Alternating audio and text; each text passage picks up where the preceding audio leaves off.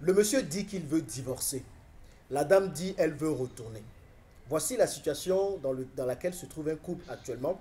Ils sont venus me voir pour demander conseil. Les amis, j'ai besoin de vous. Parce que l'histoire que je vais vous raconter dans cette vidéo est une histoire qui peut vous arriver, qui peut arriver à tout le monde. Surtout sur une question fondamentale qu'est le retour au pays. Et j'ai besoin de vos conseils. Nous sommes une communauté. Et c'est ensemble que nous allons trouver les moyens pour que ce couple ne se sépare pas, puisqu'ils sont vraiment au bord de la séparation. Quand je parle de retour au pays, mon objectif, ce n'est pas que les gens se séparent. Mais vous allez vous rendre compte que c'est une question tellement cruciale aujourd'hui dans la diaspora que ça crée des divorces. Il y a des couples qui ne se sont pas entendus dès le départ sur cette question-là. Mais on va voir tout ça et l'histoire va vous permettre réellement de savoir, si vous commencez maintenant à penser au retour au pays, de savoir comment faire bien les choses afin que vous n'arriviez pas là. J'espère que vous êtes prêts.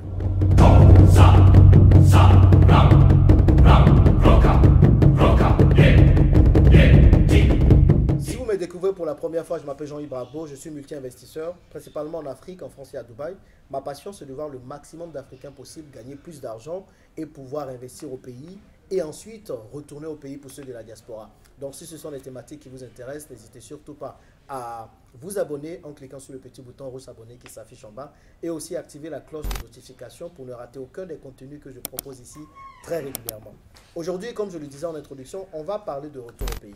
Donc c'est l'histoire d'un couple d'amis que je connais, de connaissances. On est partis ensemble à l'école au Maroc. Et après nos études au Maroc, moi je suis parti en France et eux ils sont partis au Canada. Donc on se connaissait un peu tous. Et quand ils étaient au Canada, pour vous mettre un peu dans le contexte, que vous puissiez comprendre, quand ils étaient au Canada, il y a quelques mois, le monsieur qu'on va appeler Mathurin, il commençait à sentir l'appel du retour au pays. En fait, c'est le genre d'appel quand ça rentre dans votre cœur là. Vous voulez juste repartir. Donc, il en avait marre du froid, il avait marre des conditions de vie là-bas, de ne pas vraiment vivre et de survivre. Donc, un matin, il s'est levé, il dit que lui veut revenir vivre en Afrique. Forcément, il en a parlé à la dame. Elle n'était pas d'accord au départ. Et on va l'appeler Clémentine, juste pour comme ça. Et à la fin, elle a été d'accord et ils sont rentrés. Ils sont revenus vivre en Côte d'Ivoire en septembre. Donc là, il y a quelques jours, Mathurin m'appelle. Donc je dis, allô, comment ça se passe? On discute un peu. Il me dit, ah, les nouvelles ne sont pas bonnes. Il a besoin de mon conseil. Je dis, explique-moi le conseil, c'est quoi? Il me dit que Clémentine veut déjà repartir au Canada. Il est décembre pendant que je fais cette vidéo, qu'elle ne supporte pas l'Afrique. Pourtant, ils sont tous deux Ivoiriens, ils sont venus s'installer en Côte d'Ivoire. Donc je lui dis, mais pourquoi elle ne veut pas repartir? Donc il me dit, elle ne veut pas repartir parce qu'elle ne trouve pas de maison à sa convenance. Je dis, dans tout Abidjan, là, elle ne trouve pas de maison qui lui convient. Non, que voilà, elle ne trouve pas de maison parce qu'eux, ils n'ont pas construit leur maison avant de revenir. Et lui, il a dit qu'il va venir ici et il va construire sa maison ici. Heureusement, son business qu'il avait lancé à distance commençait à marcher. D'ailleurs, il est dans le business du négoce, ok? Donc, il s'est dit qu'il allait être sur place maintenant pour bien gérer cette partie des négoces et tout là. Donc, le business marche bien et il a quelques petits business à gauche, à droite. Et on investit d'ailleurs ensemble. Donc, il s'était dit que c'était le moment de venir. En tout cas, ils ont des revenus. Et lui, dans sa tête, c'est qu'il voulait revenir en Afrique avant de construire sa maison. D'accord? Parce qu'il voulait éviter les histoires d'arnaque, tu envoies l'argent pour construire ta maison et puis la maison n'existe pas et tout. Donc, lui, il voulait être là pour ça. La dame, elle voulait que la maison soit prête avant de venir. Donc, ils ne s'entendaient pas trop. D'accord? Donc, il me racontait tout ça, qu'en plus de ça, les mentalités, elle trouve que les hôpitaux, c'était pas à son niveau. Plein de trucs. Donc, moi, j'étais un peu sidéré. Moi, vous savez, en bon homme, j'ai pris le parti du gars. Je dis, mais pourquoi elle aussi voilà, elle fait des chichis. Ses alibis, c'est des alibis pas tenables. Vous comprenez? Mais je n'ai pas fait la même erreur que j'avais l'habitude de faire. Je me suis dit, cette fois, je ne vais pas juste écouter ce que lui dit. Je vais prendre aussi l'avis de la dame. D'accord? Comme je la connais, je lui ai demandé la permission pour pouvoir appeler la dame pour comprendre mais pourquoi elle veut repartir. Parce qu'en 3 mois seulement, vouloir repartir, c'est compliqué. Je trouve ça assez rapide, quoi. Donc, j'ai appelé la dame pour savoir pourquoi elle veut partir. Je vous assure que ça m'a un peu retourné. Parce que quand Mathurin expliquait sa partie, sa version des faits, moi, j'étais pour lui. Il a dit que oui, la dame doit le soutenir, ils ont leur projet ici. Donc, c'est pour ça qu'il veut qu'elle soit là. La dame, elle ne travaillait plus à cause des 2 enfants qu'ils ont. Elle a laissé le travail pour pouvoir s'occuper des enfants. Donc, lui, il se disait qu'il y avait plus de sens que toute la famille soit ici pour pouvoir avancer ensemble. Donc, maintenant, j'appelle la dame Clémentine. Donc, j'appelle Clémentine, je lui dis, ah, allô, comment ça va? Je parlais à Mathurin, il m'a donné la permission de t'appeler. Moi, je veux juste comprendre pourquoi tu veux retourner si tôt. Parce que, voilà, moi, je parle beaucoup de retour au pays, donc ce sont des questions qui m'intéressent. Elle m'a dit, en fait, elle était bien au Canada. Elle avait ses habitudes, les enfants allaient à l'école et tout. Et un bon matin, Mathurin s'est levé que lui veut retourner au pays. C'est-à-dire qu'il ne l'a même pas prévenu, rien du tout. Tu comprends? Elle me dit, mais il me dit ça. C'est que lui, il a eu le temps de faire son projet dans son coin. Il a eu le temps de faire mûrir le projet. Et puis il vient, il lui donne ça. Donc maintenant, lui, il s'attend à ce qu'elle, du jour au lendemain, qu'elle dise, bon, j'abandonne tout, on s'en va. Vous comprenez? Donc déjà au départ, elle n'était pas très d'accord. Parce qu'il a fait le projet dans son cœur et puis il est venu lui dire un matin qu'il en avait marre qu'il avait marre du froid et tout ça, alors qu'il vivait dedans, ça faisait des années. Et ça, c'est le premier problème. Donc elle me disait, mais vous les hommes, c'est ça le problème, c'est que vous avez vos projets, vous mûrissez vos projets dans vos cœurs, et après vous venez nous voir, et puis nous, on n'a qu'à tout de suite épouser le projet, mais on est des êtres humains, nous aussi on a des projets. Donc, c'était le premier point de désaccord, mais ils ont parlé, et elle a décidé finalement de rentrer. Donc ça, c'est pas grave. Mais elle a dit qu'elle avait donné une condition pour rentrer. Et la condition pour rentrer, c'était qu'ils aient leur maison. Parce que la question de la maison, c'était fondamental pour elle, puisqu'elle avait arrêté de travailler volontairement, qu'elle essayait de faire des choses à la maison. Donc elle se disait que pour la quiétude des enfants, pour avoir son espace, parce que l'espace est très important pour les femmes, les amis, donc elle disait qu'il fallait qu'il y ait la maison. Mathurin lui disait, lui, ne peut pas construire la maison à distance, qu'il fallait qu'ils arrivent d'abord en Afrique pour construire la maison. Donc entre-temps, ils allaient louer. Donc ils sont venus. Pendant ce temps, ils allaient louer. Le problème, c'est qu'elle va chercher les maisons. Les maisons qu'elle trouve ne sont pas à sa convenance. Les maisons n'ont pas de bonne finition. Et bien, c'est des maisons avec beaucoup de carreaux partout. Vous-même, vous savez que moi, je déteste ça. Mais elle aussi, elle me disait, mais voilà, vous venez, vous trouvez des maisons avec beaucoup de carreaux. Même si les jardins sont bien, mais bon, il y a beaucoup de carreaux. Et ce qu'elle déteste le plus, c'est qu'elle trouve des maisons, pour la plupart, où il y a les toilettes dedans. Alors, il y a les toilettes dans les douches. Moi, mais je ne savais pas que c'était quelque chose qui pouvait gêner les gens. Donc, il y a les toilettes dans la douche. Donc, elle va se doucher en même temps. Il y a les toilettes à côté, que c'était fatigant. Donc, elle, c'était compliqué. Ce n'est pas qu'elle n'arrive pas à trouver de maison. Le problème, c'est que le budget que Mathurin avait donné pour trouver la maison ne rentrait pas dans les critères à elle. C'est que les maisons qu'elle trouvait avec ce budget de 500 000, 500 000 francs par mois, c'était des maisons qui n'avaient pas de bonne finition. Elle, les maisons avec bonne finition qu'elle trouvait, c'était 1 million de francs CFA, 1 500 000 de francs CFA, alors que Mathurin, eux, veulent construire leur maison. Donc lui, il ne trouve pas nécessaire d'aller mettre tout cet argent dans la maison. Donc ça, c'est la première chose. Et la deuxième chose, bah, elle a trouvé que les gens sont désagréables au pays et plein de trucs.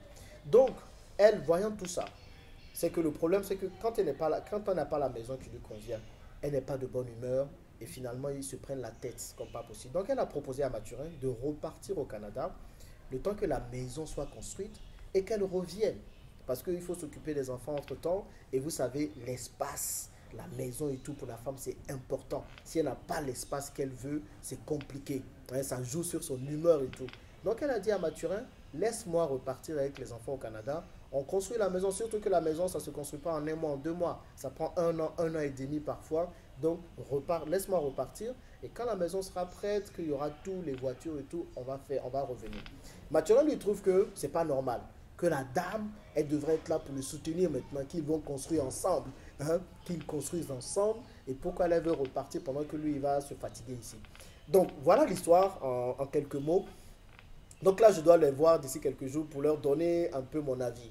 Le monsieur, quand tu l'écoutes d'un point de vue, il a quelque peu raison. Lui, il s'est dit, moi, je vais être sur place, construire ma maison et je vais avoir ma famille avec moi dans ce projet qu'on lance. La dame, elle dit, bah, c'est tellement de stress à gérer avec les enfants et tout. Toi, fais ça et puis moi, je vais venir. Et c'est ce que la plupart des gens font quand ils reviennent au pays. C'est que le monsieur va, il met toutes les conditions en place et puis la famille maintenant vient avec les enfants puisqu'il y a des enfants à gérer entre les deux.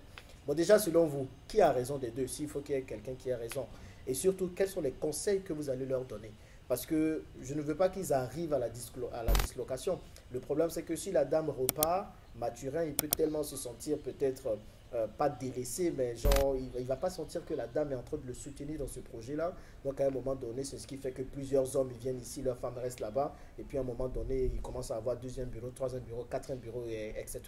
Et la dame, elle a besoin d'être comprise aussi. Elle se dit il faut qu'elle ait un cadre de vie qui lui permet, elle, de pouvoir vraiment bien vivre au pays. Et pas forcément un cadre de vie qui va la restreindre. Ok? Donc, vraiment, c'est compliqué. Moi, je vous assure, je regarde ça et puis je ne sais pas trop quoi leur dire. Donc, dites-moi dans les commentaires quels sont les conseils que vous pouvez leur donner. Qui a raison, qui a tort selon vous, qui devrait faire plus de concessions afin de pouvoir réussir le retour au pays. Mais au-delà de cette histoire, comprenez que la question du retour au pays est fondamentale. Les amis, apprenez à en parler à votre conjoint, à votre conjointe. En fait, dès que vous sentez les prémices d'un retour, parlez-en tout de suite. Et ça, c'est surtout aux hommes que je parle. Parce que ne gardez pas dans un coin de votre cœur le projet. Et quand le projet a mûri dans votre cœur, maintenant vous venez voir la dame pour lui dire, bon, on part, c'est fini. La dame aussi, elle a ses projets.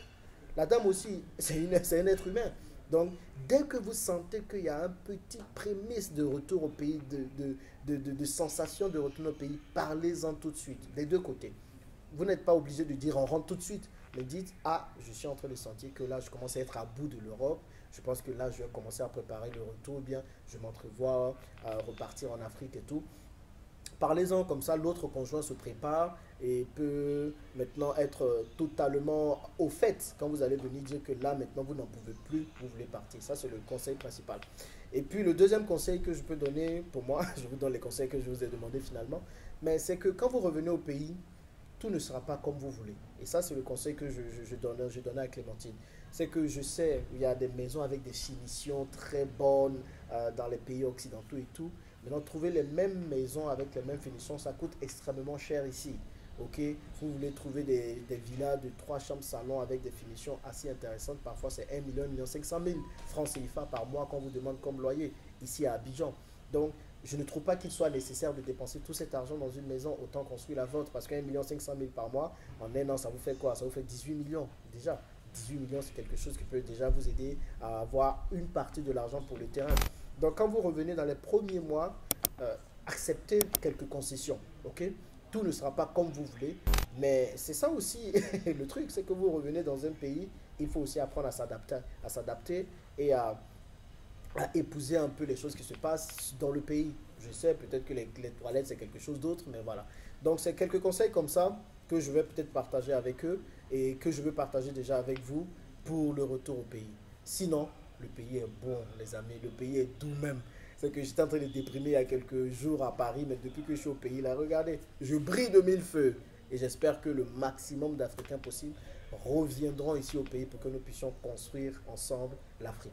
Dites-moi ce que vous pensez de tout ça dans les commentaires et on se retrouve dans une prochaine vidéo pour parler de d'autres sujets tout aussi passionnants les amis. Allez, à plus.